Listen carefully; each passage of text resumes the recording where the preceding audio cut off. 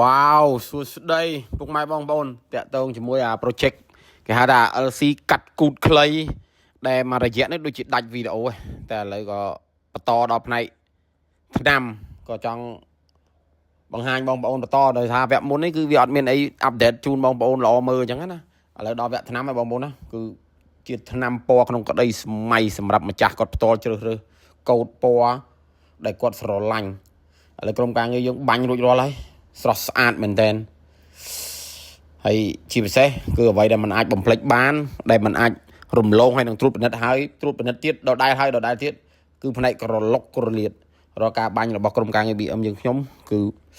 សម្រិតសម្រាំងខ្ពស់ទៅលើអាផ្នែកក្រឡុកក្រលៀតដែលពិបាកធ្វើអាហ្នឹងគឺជាចំណុចសំខាន់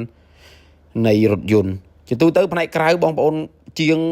ដូចគ្នាទូទៅធ្វើបានស្អាតល្អតែអ្វីដែលចំណុចសំខាន់គឺយើងយកចិត្តដាក់ខ្ពស់លើចំណុចកលៀតហ្នឹងដែលពិបាកធ្វើបងប្អូនអូខេអរគុណចង់មានតែប៉ុណ្្នឹងសម្រាប់អាគូតខ្លី